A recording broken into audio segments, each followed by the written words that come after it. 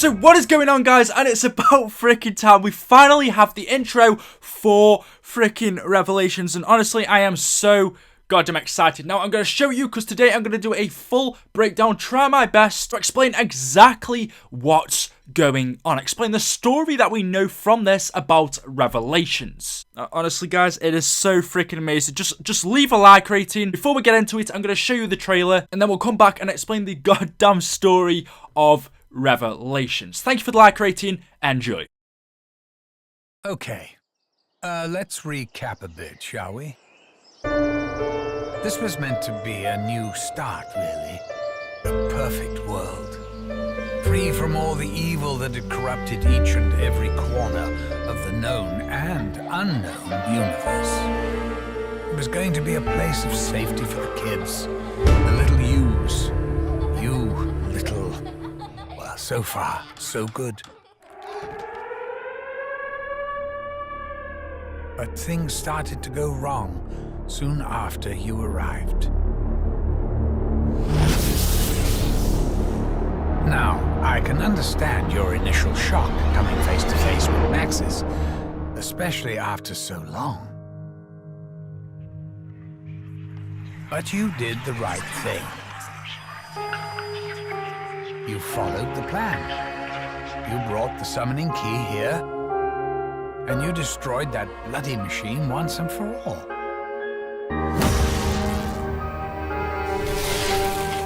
Thing is, MAXIS went and ballsed everything up. Please, you must help me.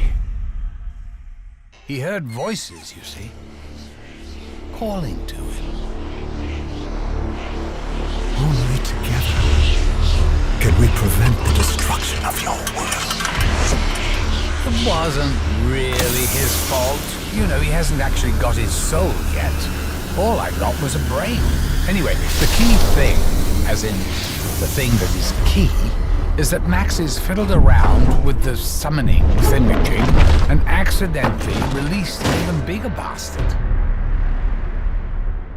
Someone even I didn't know was in there. The Shadow Man. The one and only original Harbinger of Doom.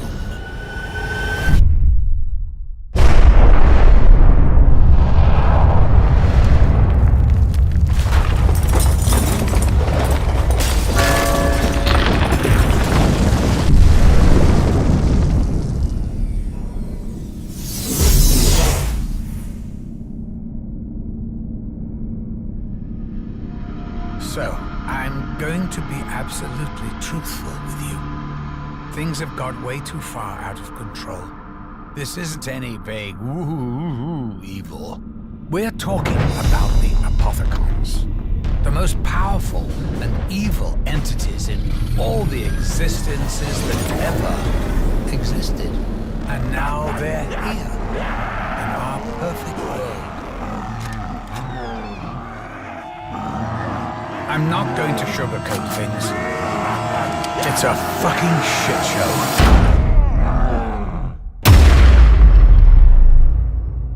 So this is it. This is Revelations. This is the end. So you see at the start of the trailer, Monty is telling us, okay, let's recap. He shows us the perfect world. This perfect world that we have been trying to create throughout the Black Ops 3 zombie storyline. Our one goal, our one mission, if you take a look on Richtofen's notes, it was to destroy all of the other universes, to destroy the O1 characters throughout the universes, and just make this one perfect world. And that's exactly what Dr. Monty has done. What you are seeing here is the perfect universe, or at least this was supposed to be it until now. But leaving that until later, what you are seeing on screen now is Dr. Monty's perfect universe. This is the place, the world he's been trying to create all throughout our storyline. And now you see that finally the O1 characters have been killed and Dr. Monty has managed to make this happen. But things seem to take a turn for the worst. He says this was supposed to be their perfect world. I made this to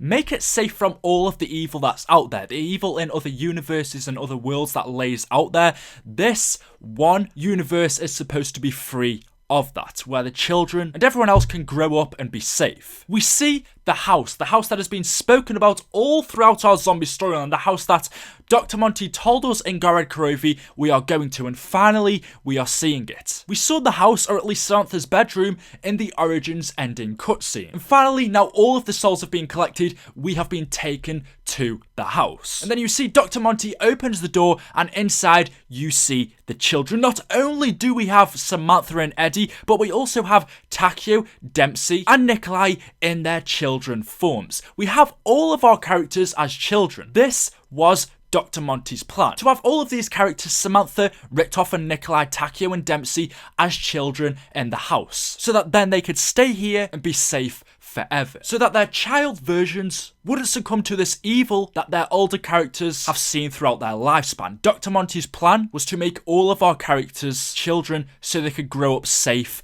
in the house, and as you see, he's done that. He says so far, so good. But then you hear in the background, the siren goes off. The same siren we hear in the Origins ending. Quick note, you also see in the background we have the dog Fluffy there. And there are little details that I am going to miss out on this, as I just want to cover the main storyline. But make sure you are subscribed to the channel, as there's going to be so many videos on this, because there's just so much information. But as I said, so we have this perfect universe where Monty has all of our characters as children in the house. We then hear the siren go off, and Monty says, but things started to go wrong as soon as you came. We then see Dr. MAXIS is in the basement in the bunker of the house, ready to meet our 4 characters. This takes place straight after Gorod Karovi. As soon as Richtofen gives the souls of our characters, Nikolai, Takeo, and Dempsey, to MAXIS has then taken them, and along with Monty, has created all of our characters as children, and that's what you see in the house. And now what you are seeing on screen now takes place straight after Gorod Karovi. Our souls have been collected, and we are now able to come to the house. It seems like MAXIS transports us here via some type of oldish teleporter, or some variant of a teleporter, but nevertheless, straight after Gorod Karovi, straight after the souls are collected, our characters are then teleported to the house by MAXIS, and he awaits to greet us. You see our characters come in. Monty says, I can understand your initial shock, finally coming face to face with MAXIS. Remember, all throughout our zombie storyline, the only character that has seen MAXIS is Richtofen. Takeo, Dempsey, and Nikolai, they've never seen him. To them, he could have been this made-up character, but finally, they come to the house and they meet Dr. MAXIS. And as you see, there is a warm freaking reception. Dr. MAXIS and Richtofen hug each other. These characters that have been in contact for a very long time. We know Dr. MAXIS and Richtofen have been friends for a very freaking long time. Remember, these guys were together in Origins? So finally, Richtofen meets his good friend MAXIS, and as you can see, they hug each other to say hello. Dr. Monty says, you did the right thing. You followed the plan. Richtofen shows MAXIS that he has the summoning key, but what's important to note at this point is that you hear whispers coming from the summoning key. When Richtofen shows MAXIS that he has it, you can see that MAXIS hears whispers or little noises coming from it. But you did the right thing. You followed the plan. You brought the summoning key You actually here. see that MAXIS shakes his head, kind of like he thinks that he's imagining this, like maybe these voices aren't actually coming out of the summoning key. And it seems like MAXIS is the only one able to hear the noises inside of the summoning key. But once Richtofen proves to MAXIS that he has it, both of them now thinking that everything is done, that the children are safe in the house, that this is the end, they destroy the teleporter, they destroy the machine that sent them here. Because there is no need for them to go anywhere now. There is no need for these characters to leave. They are in the perfect universe. It seems like they were set on staying here and not leaving. This teleporter has been with us, or not this one specifically, but as we know, we've been using them as a mode of transport, and it's been used for good and bad to get us from good places and bad places, and finally to end all this, to just make sure that none of the evil can ever enter this universe again, that we don't leave and mess things up again. Our characters, MAXIS and Richtofen, destroy it. And as you see, everything now seems to be right. Our characters here, we are finally at the safe place, the souls have been collected, everything seems to be going great, and pretty much this was supposed to be the end. After this, nothing else was supposed to happen, and it seemed like we were supposed to stay here, and that's this. This literally could have been where it all ended. And as Monty says, thing is, MAXIS then went and ballsed everything up. When MAXIS saw the summoning key, he saw that blue light emit from it and shine in his face. When he heard the voices from inside of the summoning key, you can see those voices are now stuck in MAXIS's head. And if you listen closely, this voice tells MAXIS whilst he's sleeping, "You must help me. Please help me." And this voice is the Shadow Man. Remember, all the way back in Shadows of Evil, we collected the soul of the Shadow Man. We collected his soul inside of the summoning key. It wasn't specifically our characters that did that, it was the Shadows of Evil characters, and it seems like Richtofen, Takeo, Nikolai, and Dempsey, or MAXIS, none of them knew that the Shadow Man's soul was inside of the summoning key, because none of them took part in getting that. None of those characters took part in the Easter egg for Shadows of Evil. They didn't know that the Shadow Man's soul was still inside of the summoning key. As far as they knew, it was empty. The souls had been taken out. But as you can see, unbeknown to them, the Shadow Man's soul was inside. And so the whispers, the voices you are hearing, is the Shadow Man trying to corrupt MAXIS's mind. You see, the first time MAXIS is exposed to the summoning key by Richtofen, the voices begin to corrupt MAXIS, begin to talk to him. Why the Shadow Man picked MAXIS, we don't know. Maybe because he is the weakest. Maybe because MAXIS is the key, because he has the ability to do what the Shadow Man needs. Whilst MAXIS seems to have fallen asleep reading, the Shadow Man is still stuck inside MAXIS's head, corrupting him. And you see, he says to MAXIS, "Please help me." Closed everything up. Please, you must help me. We then see MAXIS walking down to his basement to go to the summoning key. He's walking almost like a zombie, kind of like he's being hypnotized. Like MAXIS doesn't know what he's actually doing. The Shadow Man is telling MAXIS, "Come and help me, we can be together." He's telling MAXIS, "We can prevent the destruction of your world." Just like the Shadow Man did to our Shadows of Evil characters by telling them that he is the good one, that the Keepers are evil, and that the Shadows of Evil characters must follow what the Shadow Man says in order for them to escape Morgue City, in order for them to have the mark of the beast removed from their hand. And it seems like the Shadow Man is doing the exact same with MAXIS. He's managed to manipulate him, to corrupt his mind, and is telling him that if he goes to the summoning key now, that he can help MAXIS prevent the destruction of his world. So you see MAXIS goes down to the summoning key, and as soon as he touches it, you then see MAXIS is unable to move his hands away. It seems like the Shadow Man now has full control of MAXIS and is dragging his hands in towards the summoning key. It seems like there's nothing that MAXIS can do. Now what's interesting is Monty says it wasn't really MAXIS's fault. MAXIS actually hasn't got his soul yet. All he's got is a brain, which we know refers to MAXIS's brain in Origins. In Origins, we know Richtofen killed MAXIS because he became succumb to an infection of 115. He didn't kill him out of evil. Richtofen thought he was saving MAXIS, thought he was doing good, and to stop the whole site succumbing to the infection of 115 from MAXIS, Richtofen decided to lobotomize him, take out his brain, and store it in a jar. Now we have Monty saying it wasn't really MAXIS's fault that he picked up the summoning key. It wasn't his fault that he became manipulated by the Shadow Man, because MAXIS doesn't have a soul yet. All he has is a brain. If MAXIS doesn't have a soul, then for one, how he's alive, I have no idea. But does that mean we may have to get his soul in Revelations? That is, if that's what Monty is telling us. You see, MAXIS picks up the summoning key, it begins to possess him, it begins to do its own thing, it lifts itself up into the air, and then suddenly MAXIS seems to disappear. The summoning key drops, and who picks the summoning key up? It's the Shadow Man. The Shadow Man tricked MAXIS into releasing him from the summoning key. And as you see, Monty says MAXIS fiddled around with the summoning key and managed to release an even bigger bastard, and this is the Shadow Man. The Shadow Man is now free of the summoning key, and you can damn well bet he is out to get revenge. After being sucked up inside of the summoning key in Shadows of Evil, you can bet he's now even more pissed, and as you can see, he is out and about to mess up Monty's perfect universe. Monty says the Shadow Man is someone that even he didn't know was in the summoning key. He says he is the one and only original harbinger of doom. And why we've done all this hard work, we had this perfect universe, the Shadow Man is set free, he comes out of the doors of the house and turns everything upside down. The perfect universe, the Shadow Man destroys. You see, with his power, he opens his arms and the whole universe changes. The sky changes, the church is destroyed, the earth cracks open, and parts of our perfect world are now scattered everywhere. This explains what we saw in the infection multiplayer map.